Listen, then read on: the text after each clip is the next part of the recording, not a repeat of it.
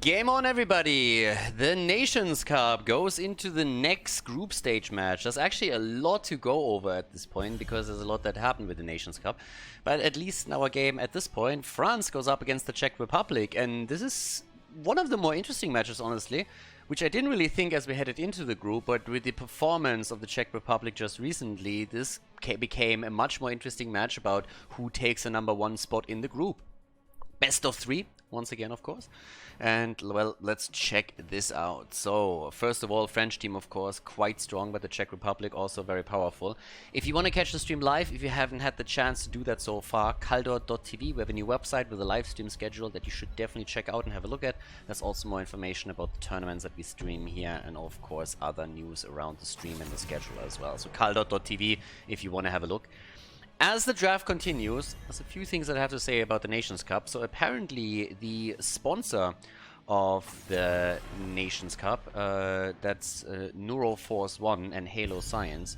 So apparently they pulled back the prize money, which is more than a little bit surprising, especially since it is mid-tournament. So that hit definitely a bit hard as news today, that the prize pool of 5,000 that was guaranteed, and there was actually rumors that it would even be extended, that is now gone. I'm not quite sure how much of an influence that had on the decision of a few teams to forfeit their matches, but we had actually in the group stage a few matches that have been forfeit now today. Now, first of all, Turkey forfeited their own match in the group that we're currently looking at. That doesn't really come as a shock. They so far weren't able to win a single map, and they were out of the group anyway, so they only would have played for honor, so to say, and for nothing else. But we also had Poland forfeit their own match, and since they already lost to Sweden, it actually means that Poland is now out of the group, which is pretty much a shock. Now, they cited scheduling issues. I don't even know if they at this point even knew about the sponsor withdrawal here. But either way, Poland out is a pretty big blow because, of course, they lost to Sweden, but they were still one of the big teams in the tournament here. There's a lot of other teams that are going to be happy with this. I mean, we still have France in there, we have Germany, we have the UK that now still has a chance to make it through, and a few others as well. So it's still a very interesting tournament with a lot of the top teams still in there, but Poland was always a team where everybody assumed that at some point they would be able to break through maybe. And we had another match being forfeited, so 3 matches in total, and that was Denmark forfeiting their own match, which is actually a bit of a surprise because they were doing really well in their group. They were scheduled to go up against the Germany, so Germans now with another victory. Denmark isn't quite out of the group yet, and Germany would have headed into that particular match as the favorite anyways, but at the same time, if Denmark would have been able to get a win there, they would have made it out of the group in first place. Now, the loss against Germany doesn't really come as a big hit for Denmark because, again, Germany was the favorite to begin with, but it is now going to make it a bit more difficult for Denmark to capture that #2 slot in the group. But that's just a little bit of tidbits all around this. We're going to go more into detail once that we have those teams actually playing in the remaining matches. Let's focus a little bit on Towers of Doom, our first map here. The draft has, of course, continued during all of this. We have a Johanna and Zarya composition with Vala on the main damage, and Vikings plus Illidan banned out. So if you actually look at the ban pattern of France, they really start to respect Reset a lot here. So first of all, they're banning out all the melee assassins that could possibly be played here, Zeratul, Karrigan, and Illidan. And they're also a bit afraid that there might be a macro attempt from the Czech Republic, so they're banning out the Vikings. Abathar is already in play, and, well, we have Melganis and Hanzo. Actually, it's the other way around. Vikings get banned out by the Abathar team. If you followed the previous Vikings game that we had, that makes sense, especially if Zarya is already picked on the other side. If you have a strong 4-man with Zarya, for example, and then you pick Vikings later on against an Abathar team, it sets you up for a fantastic composition where your 4-man can push down a lane where the Vikings are still soaking. There comes Leo. Fantastic skin, by the way. I liked it a lot. Ice Giant skin is fantastic. If you don't go for the Janitor, this would be second choice right here. And, well, Malfurion gets picked together with that for Banana Age, since Ana was banned early on in the draft. And on the last pick, let's see what we're gonna get. I would love to have something else that can synergize with Abathar. I mean, where is that Samuro pick? Where is that Jaina pick? Anything that you can, Greymane, anything that you can copy or symbiote that really picks that extra oomph there in those fights. Hopefully we're gonna get it soon. But, well, as it stands, it is Jaina. Reset on Jaina. And with this, ladies and gentlemen, we're ready for game #1. So let's head straight into Towers of Doom. Game number 1, ladies. France against the Czech Republic. And on the left side of Towers of Doom, our first map, we have Banana Age on Malfurion, Koleos on Vala, Ixie on Zarya, Slate on Leo, and Yazu on Johanna. And over to the right side of the map, Dragon on Abathur for the Czech Republic, Reset on Jaina, Rizmix on Hanzo, Adu on Rhaegar, and Kenny on Mal'Ganis. Reset definitely making a name for himself in this tournament, so it's actually quite nice to see him pop off there. And teams have now started to aggressively ban some of his more impactful heroes against him, so we now get to see him on Jaina again. We'll see how that works out. And the Czech Republic has honestly surprised quite a bit. These guys were playing their heart out against their former opponents, and now against France is obviously the biggest task that they have to face so far. The French team quite powerful and for good reason, also the favorite in this group. But these boys are not unbeatable, so let's see how this is going to pan out for the red team if they have a chance here. The Zarya composition with Vala is definitely going to try and be aggressive. Shield already used by Ixie to get a bit more energy for Zarya.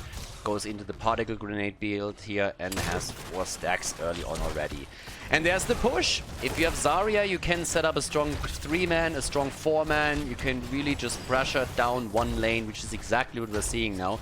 Johanna is even sitting at the side, trying to make sure that first of all they're catching the experience, but also anchoring the play a bit from the 3-man, as our solo lane up at the top is held by Slade on his Ice Giant Leo. Goes into the Cloud. That's actually the new Sleeping Cloud, 1000 gems if I'm not mistaken. And Abathur is holding as much of the XP as he possibly can. Now, the problem with an Abathur setup is obviously, as usual, that in the earlier stages of the game, when you don't have your heroic ability, it is a bit tougher to engage in the full-on team fight because you're lacking this additional hit point pool that you get once you have the copy online. But this really gives France a chance to push through those lanes and maybe establish control over the bottom of the map as quickly as they possibly can, which is pretty much exactly what they're trying to do here right now. So currently they're going down to the bottom of the map, and well, the red team have to double check if they can engage this. Already Reset is sitting at the side. Kenny is moving in and is in trouble, and oh my god, they killed Kenny! Oh, bastards. Well, bot lane is already getting heavily pressured. And the red team, they are sitting there and they are checking if there's any kind of avenue that they can enter in order to take the French team down a notch. But it doesn't really seem like that's the case. Frontliner down, first kill in the game, and this is nasty. Hybrid build, by the way, for Koleos and Vala. We've been talking about this one quite a bit. If you don't really need access to the Monster Hunter on level 1, then you can definitely also head into Hot Pursuit instead. Use that as mana management and, of course, take advantage of the actual movement speed. It's still interesting to see this particular setup now taken, because on this map you oftentimes see Monster Hunter getting quite a bit of value because you are attempting to control those pumpkin cams as much as possible. So, once again, there's our little setup against that bell tower, and guys, this is only the first objective. This is the first altar phase and they already lost bot lane control. This is really where Zarya comes into play with a strong foreman against Abathur. So using Zarya early on against the Abathur composition definitely working out. The Slug itself now taking the shots over here, but that's only 3 shots fired against the 10 that we can't see coming down against the red team. Okay, so at this point Kenny is back to business. Jaina is now sitting topside. Here comes the continuation of the arrow build that we see for Koleos, so the repeating arrow for the extra damage. And this is a nasty setup. Again, they have a really good setup here. They have the lead now in experience, and extra talent is their reward. We have Abathur, of course, continuing this trend with the Needle Spine on level 4 now, so extra damage from him too. But with a full control over the pumpkin camps at the bottom of the map, they now have the opportunity to just simply get this pressured in over and over again. Johanna sitting in the mid lane, dealing with Rhaegar. Little doggy that would is currently sitting tight. And at least Reset was able to take the camp at the top, but now he's in trouble. Thankfully, Abathur is there, and that obviously offsets the balance on the lane immediately. One of the biggest assets of having Abathur in the mix. Pressure through the bottom of the map. Arrow after arrow gets connected from Koleos as he's attempting to get more stacks together for his level 4 talent. Sitting right there. The pressure is in again, this time against Rizmix. Kenny is sitting a little bit farther back. Doesn't want to die again. And shots have been fired. 3 more. The Pumpkins came through. 27 points against 37 now. And we're only 4.5 minutes into this game. Obviously, this is still Towers of Doom. This is the comeback map. This is the map where you can fall incredibly far behind, but once you hit your power spike, you are able to pressure your opponent and go straight in. But is this really the case here? They try to invade, and they do against Zarya, and they steal the camp away. That was actually a really sexy play. Zarya trying to take it alone. At the same time, Abathur is sniffing it out. The team is rotating over and taking the camp plus the kill, and now maybe even thanks to that, the altar.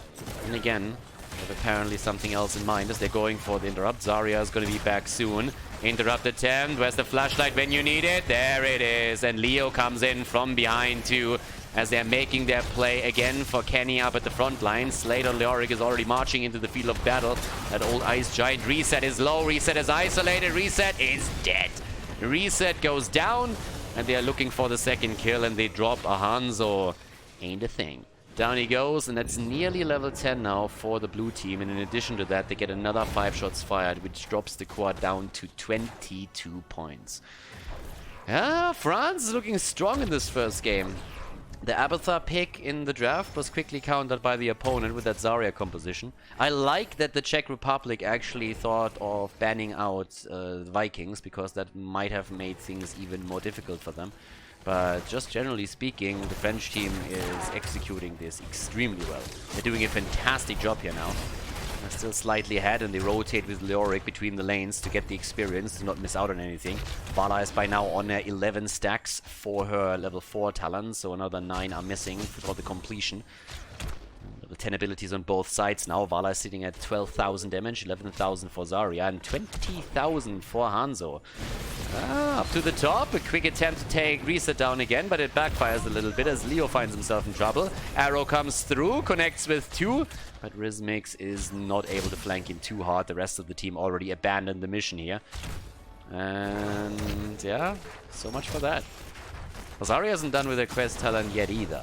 Abathur is still zoning this out, and the entire time Ixia is working really well around the shield to make sure that he's constantly on a lot of energy.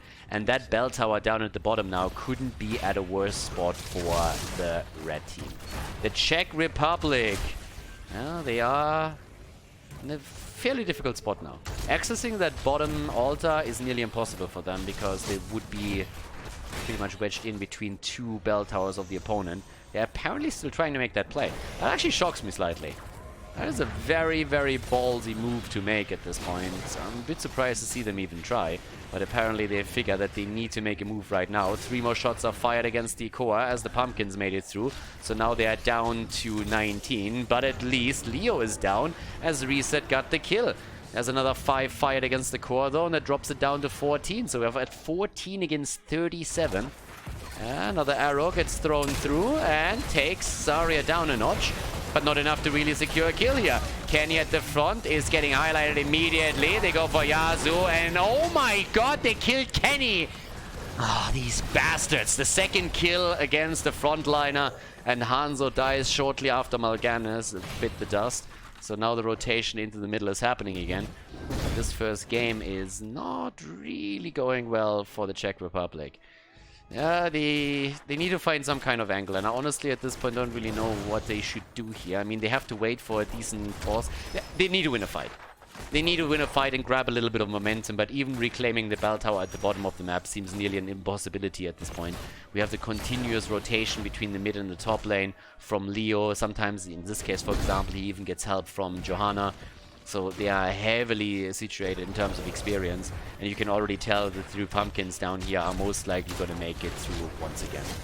So yeah, at this point, another 3 shots fired. We're sitting at 11 against 37 right now, and this is problematic to say the least. There's a double altar now. Just imagine if they are able to grab both. That would put the Czech team down to... It would put them down to 1 point on the core. Boss is obviously up too. But keep in mind, there is no Monster Hunter on Vala, so they can't easily get the access to the boss and just burn it down with the help of Monster Hunter. They still have a lot of damage, of course, with the heroes that they run here, but at least that would not be an option.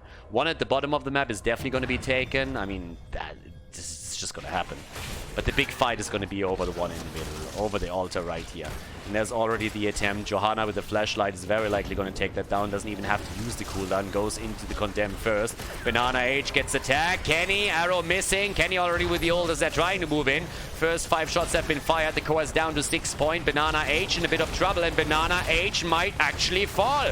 Nearly gets locked down and is able to move out of harm's way as the Abathar copy gets eliminated. They're trying to make the play for Leo, and they actually drop him, but it hurts a lot more that they lose Johanna in the process too. Yeah, Rega is still alive, despite the fact that he went really low here. And Zarya is still dropping a lot of HP on the opponent's side. This isn't over. Slade is back in just a moment too. Zarya gets dropped, Reset somehow survived, God knows how. Just one single auto attack would have solved the problem here. But Adu is on the channel and gets interrupted as Leo comes back to business. Now Reset is actually about to die too. Barely getting away, but the mace to the face drops Jaina. And they are going for the channel once again. Abathar trying to pressure the bottom bell tower and trying to reclaim it. And honestly, it's likely to happen. The problem is it's happening too late. Those 5 shots still connect, and that puts the core down to a single point. 6 kills against 5. That at least makes it a closer game. If it wasn't for the objective itself and the hit points on the core, this would be a close game. It's 14 versus 14. It's nearly even experience, 6 kills against 5, but then you look towards the core and it's a very, very different picture. With 37 against 1 point, it's nearly hopeless for the Czech Republic. Comeback map or no comeback map, it doesn't matter anymore, and they're already going for the boss up at the top. And I think by now the Czech Republic has actually sniffed this one out. The arrow is already coming through and was actually soaked up in the middle. But here comes the play. Everybody is moving in. They're trying to get the boss now. Hanzo is already dead, and with Hanzo down, this is a disaster. Leo dies too, but that doesn't matter anymore. The shots are still fired, and this, ladies and gentlemen, is the end of the game as France takes the lead against the Czech Republic here on Towers of Doom. GG, and well played.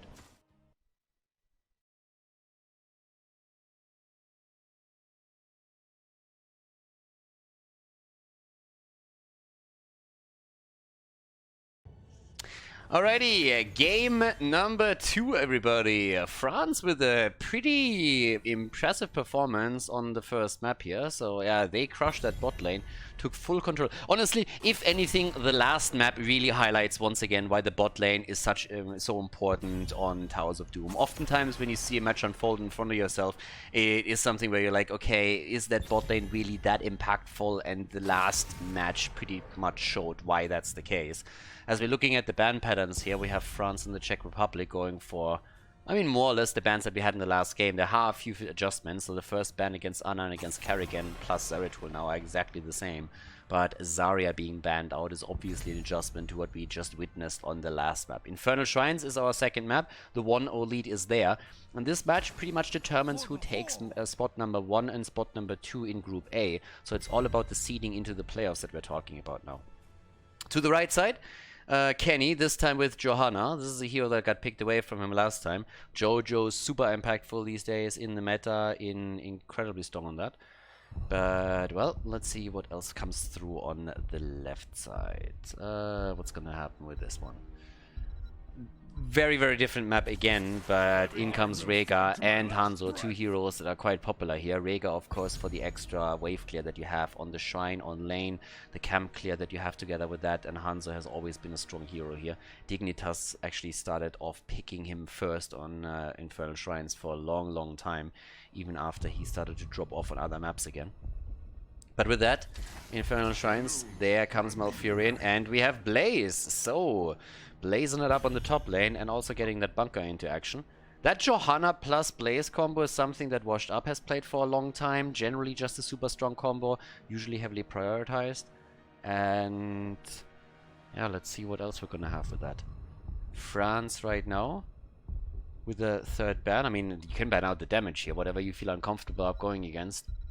If you want to play something with a few more squishies, they could ban Gul'dan, but there's obviously other wave clear heroes that could also get the axe now. Instead, Chromie gets banned out, so that's good poke that they have with her too. Just playing it super safe, I suppose.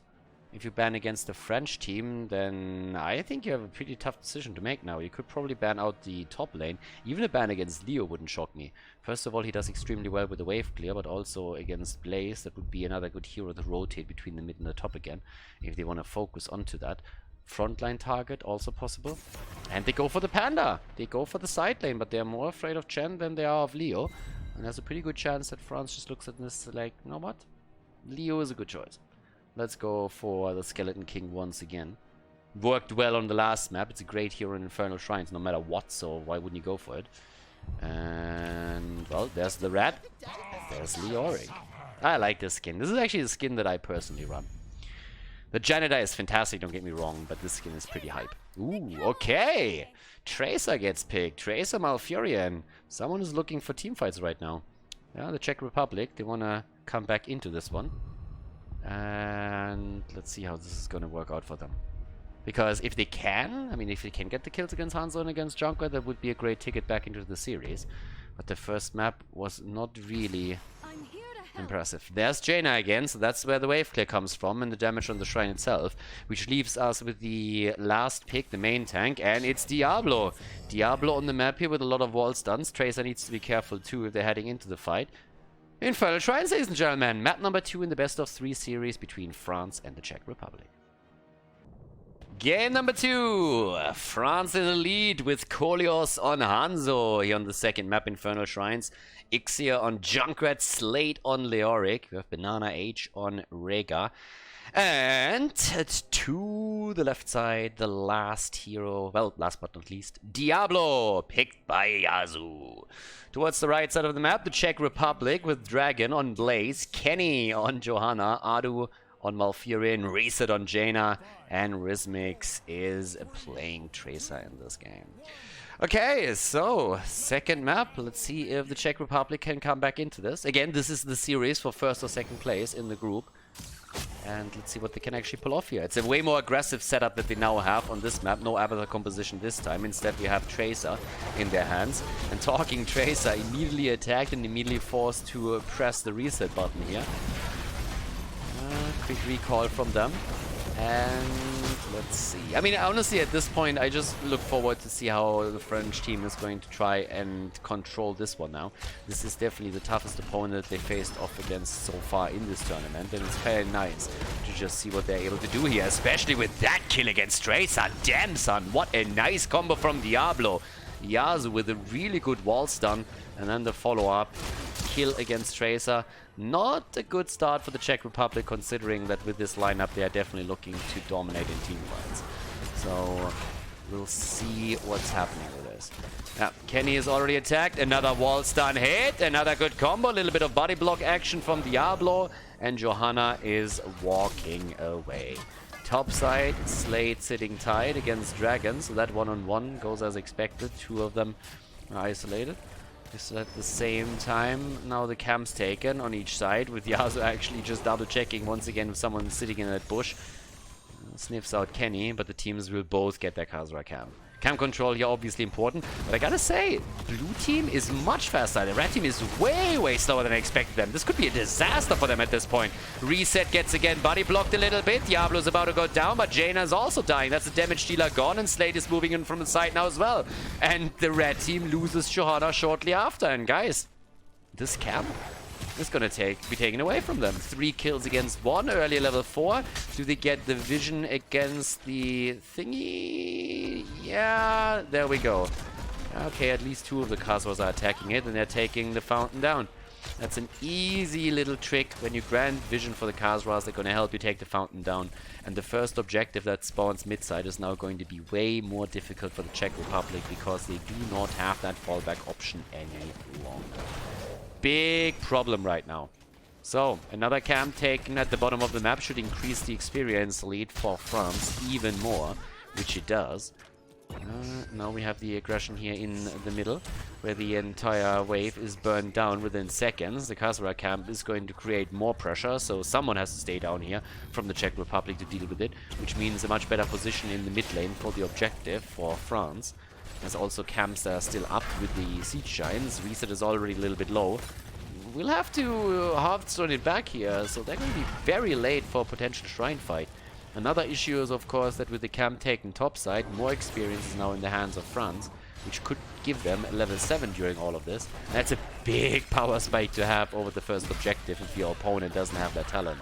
So very likely what the situation is going to be like for the Czech Republic in just a second. So in comes our little aggression here. Another stun against Tracer. No level 7 yet. Here comes the damage. They're trying to pressure it. Kolios jumps out on half HP. Yaz was also in a bit of a pickle.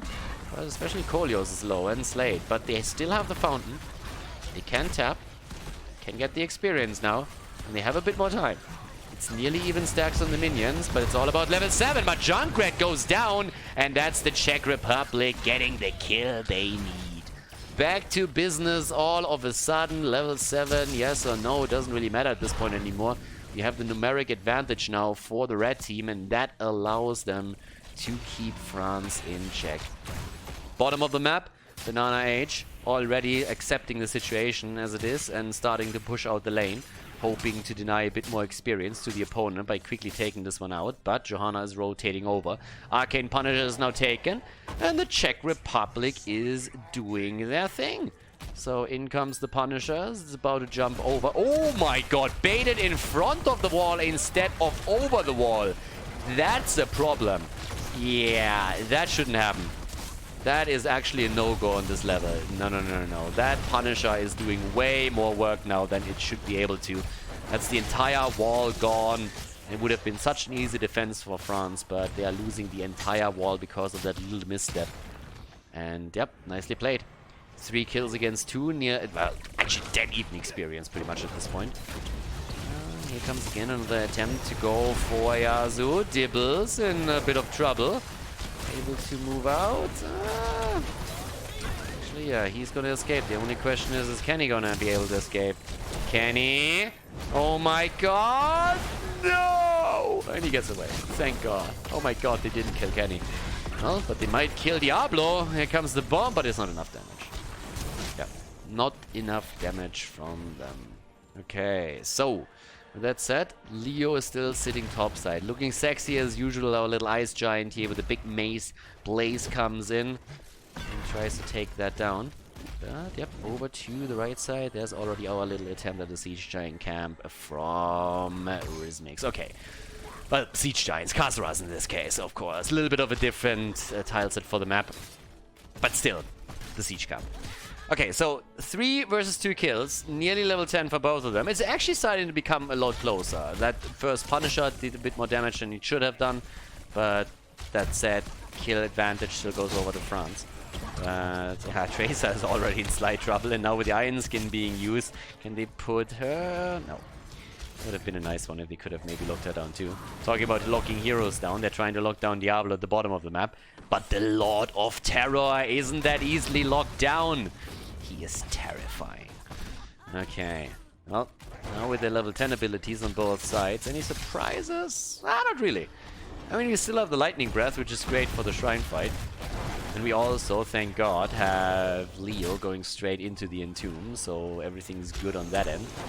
And they're starting to make the play at the bottom of the map with another wall already destroyed. They're making the play here. That's the Water Elemental against Banana Age. The little doggy is as... Oh, blessed shield. Maybe he doesn't escape after all. There's the Self-Ancestral. Where's the arrow when you need it? There it is. And Leo comes in. How do you like your blondies? I like him crispy. Both Johanna and Jaina get burned down, and after that, Malfurion dies too.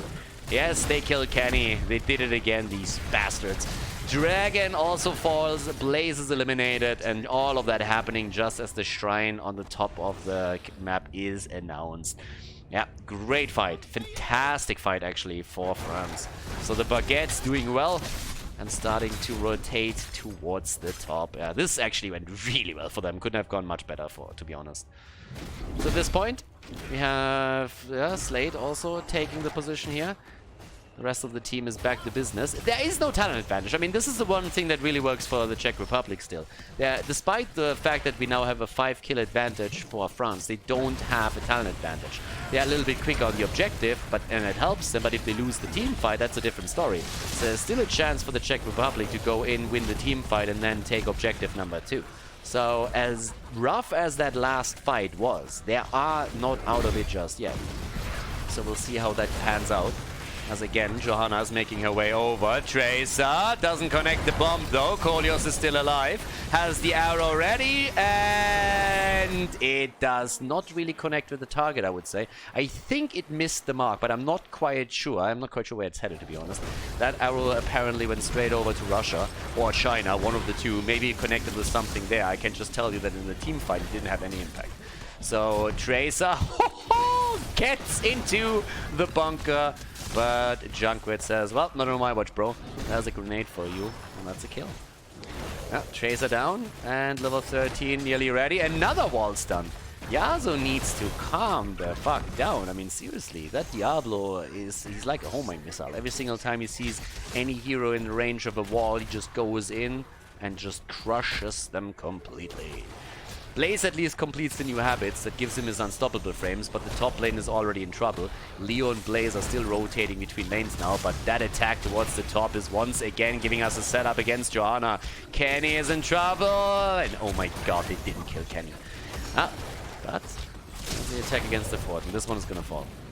This one is going to get dropped without any problems whatsoever. I mean, you just look at that Punisher, and he's still at 62%. Gonna be an easy bait over this one. Alright, but the rest of the team in blue rotated mid lane. Yep, and that's where we go. Mid lane gets attacked, and that wall has been destroyed. So now the attempt to also drop more damage onto the fort itself. But slowly and steadily, the Czech Republic is fielding a little bit of a defense there. The problem is really that the composition that the Czech Republic is running here is more or less designed to really take fights. You want to engage, you want to make sure that you get some value out of Tracer. And that hasn't really happened to that extent yet. They didn't get a lot of team fight kills yet. It's 9 kills against 2. You look at the damage amount, and at least Jaina is dropping the numbers. 27,000 is quite respectable. But here comes another attack. A quick cleanse with the Nature's Cure as Rizmix is safe for the moment. 5 versus 5 with level 13 talents on both sides now.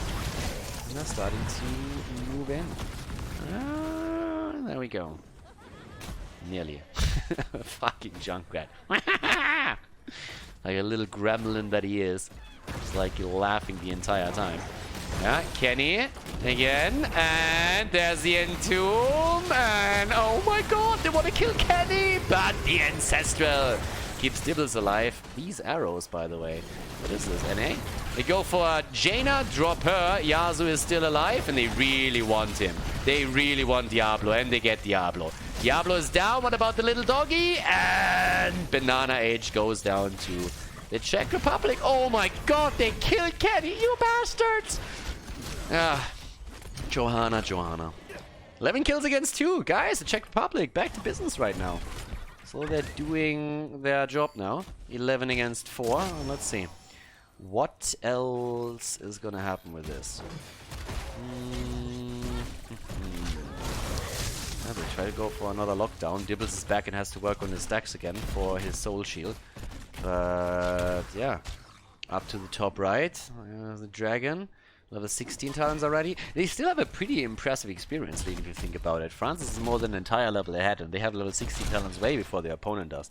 The Firestone build that we see for Diablo gives him also sustain, but of course he needs a few more souls than only 7. That's just not cutting it at the end. So, yep, up towards the mid lane. They're playing it a bit safer right now, the red team. They want to avoid deaths on their end. If they get killed again, that's a problem. So just like play it easy for now. Jaina at least has Ice Block available, but she's still not ready with her level 1 talent. That's a problem. Getting that would be nice. That's another 2 stacks that are missing there. 2 globes. But they need 16 for the fight. They do. It's 20 seconds. Shouldn't be a problem for them to get the experience. Unless they had a problem there. And with a problem, I mean a kill against them. So they can't be forced into a fight.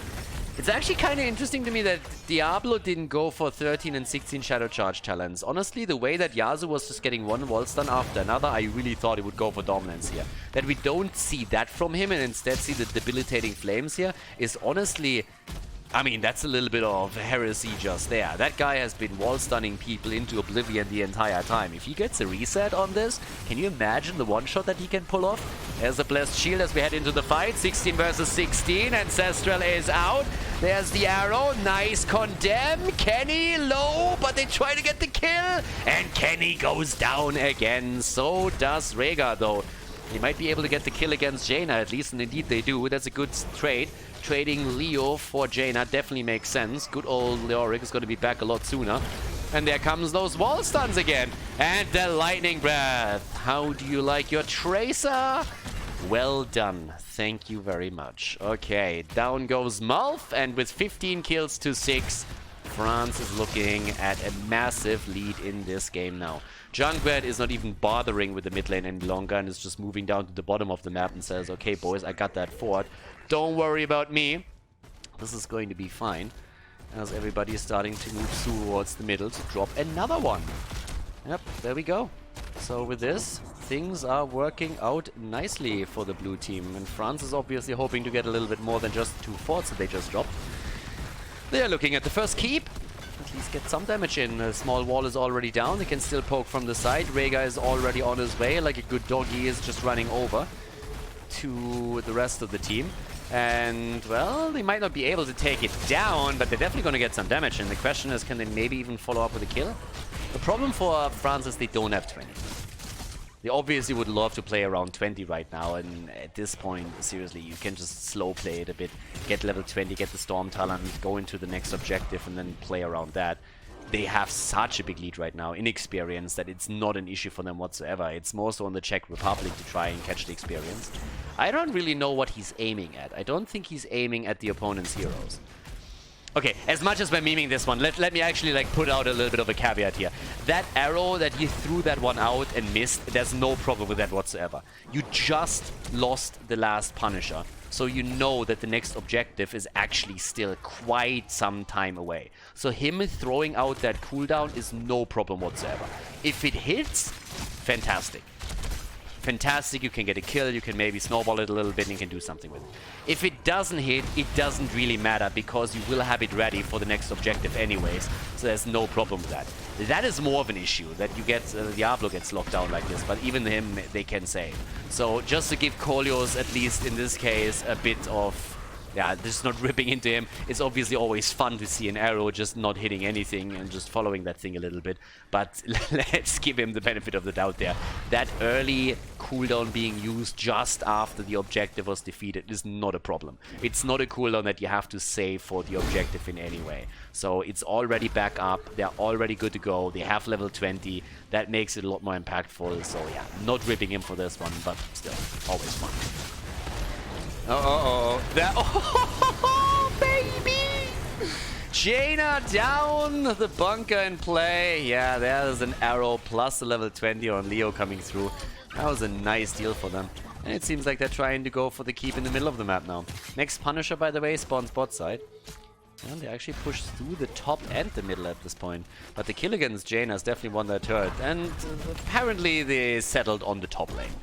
Looked for a second as if they are trying to push too, but they decided against that. That's another 27 seconds until Jaina is back.